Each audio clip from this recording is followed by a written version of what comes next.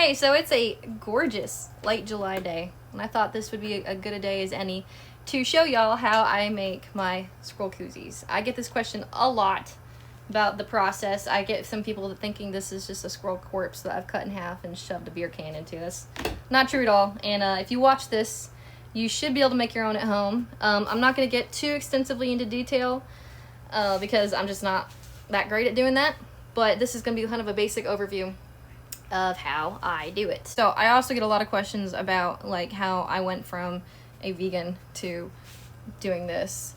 And in the future, I'll do a video talking about that. If you have any questions, you can definitely feel free to leave them for me and I'll try to answer them in that video. But in this video, we're just going to focus on just making them because I've got a lot to make and I kind of need to just focus on making them.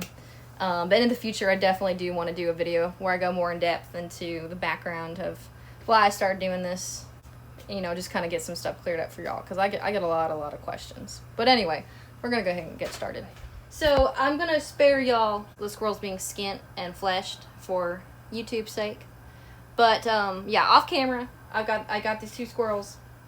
I skin them. I start under their front shoulders, like in their armpits. You can kind of see, and skin it just like normal after I make that cut. And so what you're left with is the entire back half of the squirrel. This is what we're going to make into our squirrel koozies. I fleshed it, so I took off all the little bits of flesh that hang on after you skin it. And I washed it in Dawn dish soap. I really saturate it in Dawn dish soap to get it nice and, you know, cut all that grease out. Then I take that and I put it in rubbing alcohol. It doesn't really matter exactly what percent you use. I use 91%, sometimes I use 70%. Just rubbing alcohol. Put it in there for about 30 minutes. It'll toughen up the skin a bit. It shouldn't be so tough that you can't, you know, manipulate it, but tough enough that it feels, you'll be able to feel the difference. So anyway, now that I've got my skinned, fleshed, degreased, alcohol tanned squirrel, I take borax, which I don't have the box because I threw it away, but it's just the kind you can get from Walmart. You can get it in the detergent aisle. I take borax and I rub it liberally on the inside of the hide and the outside. And then now I've got it like that. The last few steps are to put clay in the legs. I already got wire in the tail. I'll fix that up. I'll make it look nicer. But we're going to put clay in the legs. We're going to put clay in the nuts if it has nuts. And then we're going to put the koozie liner. We're going to install that. And we're going to finish it up. So I'll check back in with y'all in a minute, and we'll get going on that. I am a horrible procrastinator, but I'm also a horrible multitasker. And going on over here, we've got a raccoon skull and baculum, and 5 deer jaws that are getting boiled and whitened. And then right here, I have a raccoon that I have skinned. It's just the hide. I just degreased it, and now I'm letting it drip dry. And then I'm going to flesh it. And I'm going to mount it up probably tomorrow with one of these forms. So that'd be fun. I'm looking forward to that. It's been a while since I've done a full body mount. But yeah, that's all while I'm working on squirrel koozies. So if you ever wonder why I take so long to get anything done, it's because I'm procrastinating and multitasking. Multitasking, yeah. When you're done, whether you're rubbing alcohol, you can reuse it. You should label it if you've got anyone in your family that might try to use it or something, because hopefully I don't need to tell you, but if you've had a squirrel hide or any other animal hide soaking in alcohol, it should not be used for medical stuff. So yeah, got our rubbing alcohol, we got our funnel. Gonna go ahead and we're gonna reuse this for future squirrels. It's partially why it's so important to make sure your squirrel is really clean before you put in the alcohol, because it's going to be pretty expensive if you have to keep getting new alcohol. Although obviously you will, oh, look at this, love the flies that come and land in the alcohol. I don't know what they think. I guess they think they're going to get drunk, but instead they get dead. But yeah, that's how much alcohol was used to preserve the 2 squirrel hides. That's like how much I guess they like soaked up.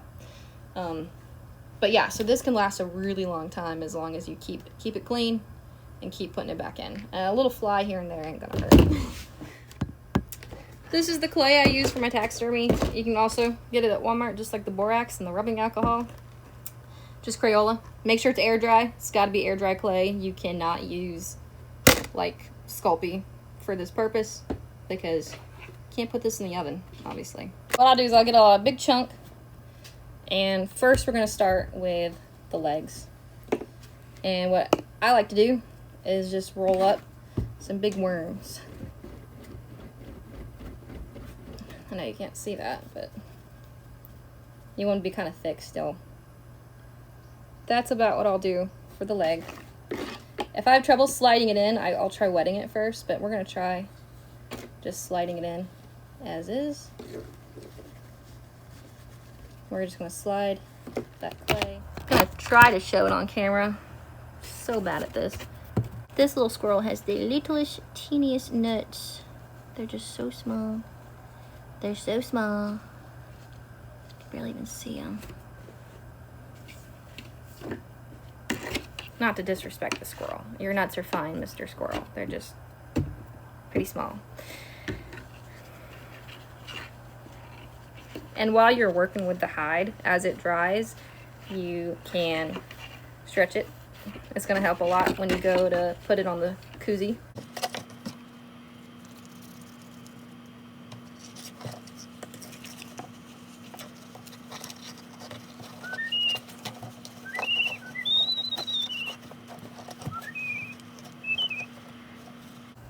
As you can see, I'm just working the clay all the way down into his little feet.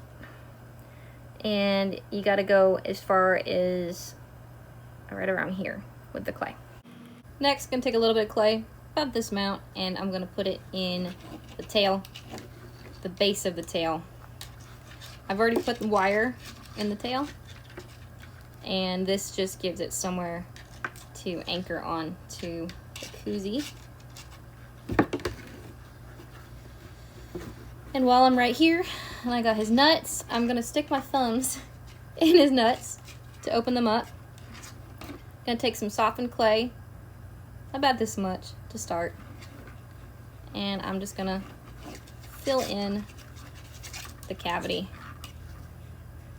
of his nuts, his nut cavity, his nutavity.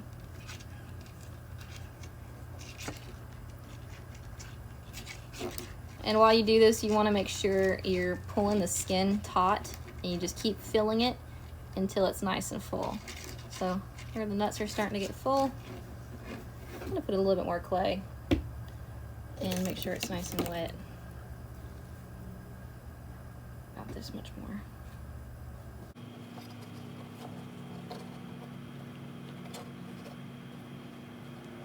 And the clay is still wet because I just put it in here. But once it starts to set up a bit, I'll take a flat tool. This doesn't really count, but I'll take it and I'll make a little ridge in the middle of the nuts just to define each one. So it's not one big singular nut. It's two singular, or two big nuts. Big old pecans. But yeah, here's his nuts coming along. Looks like a little chestnut, doesn't it?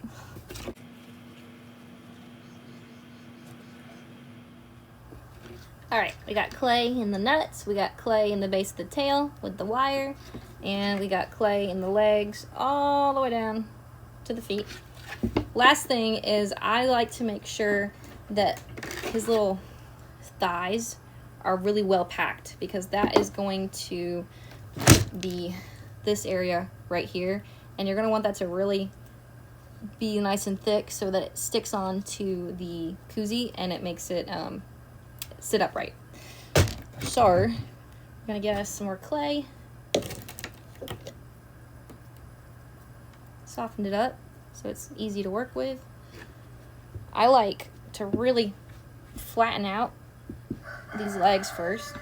I think there's like 15 chickens out there, and then my 8 pet ducks. So if y'all hear them in the background, that's what you're hearing. There are various poultry living out there. But anyway.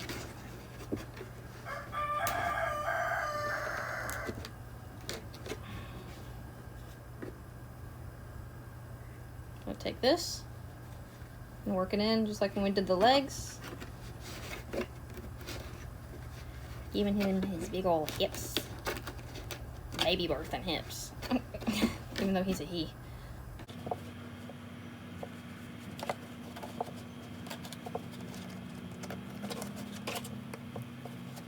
And then what I'll do is I'll take these legs and I'll go ahead and bend them. I'll start doing the shape I want. So I like to push that like that and just start kind of folding it up. So it looks something like that. So the difference, stretched out leg, folded up leg. Because he's going to be sitting. And it would look weird if he was sitting with his legs out like that.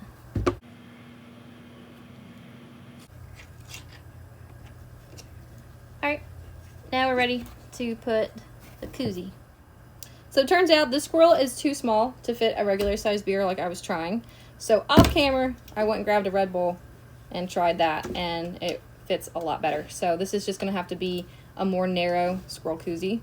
Unfortunately, they're not all the same size, and I can't make them all fit the size of beer or drink or whatever that I like for them to fit. So this is what we're working with for right now.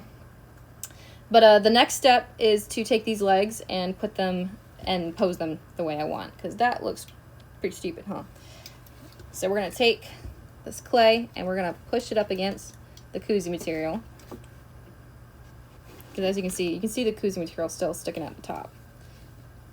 You want to kind of like blend that in and then push this clay up, pack it in so that you're left with, you know, a little sit and pose. So we're going to do the same thing with this one. And I like to make sure I'm not snagging on more of the skin, but I like to kind of blend that clay into the back so you get a smooth shape.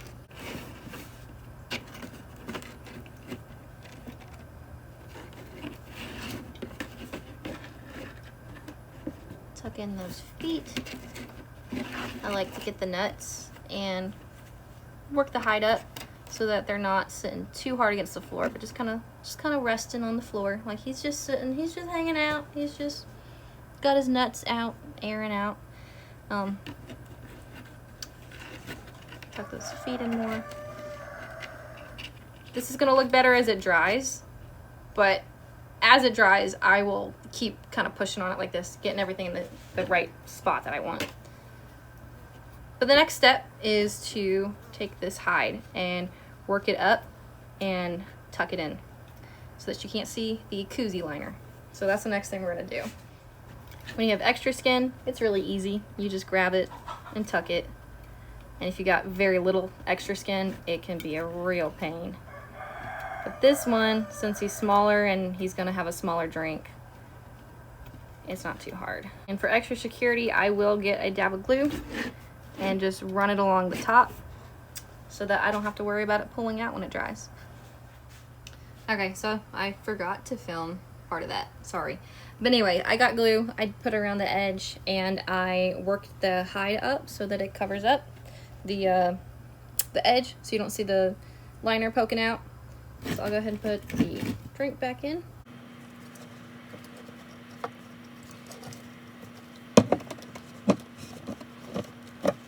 And now we're pretty close to finished. We're gonna wanna keep checking on these feet, making sure they stay flat and they don't curve. And we are gonna take some Aquanet and a slicker brush, just any kind of pet brush, and gonna get this tail looking nice, because right now it looks ratty. Best way I found to do it is to start, pull it out taut. Take the Aquanet has been the best hairspray I've found for squirrel tails. You can use whatever works for you. I hold the tip of the tail and just spray. Good little bit like that. Let it sit for just a second. Take my slicker brush and brush against the grain. Gonna go over a few times while it's still wet. Making sure to get the sides. See the difference already? Then I'm gonna flip this over. Do the same thing on the bottom. Try to not spray my phone, I think I did.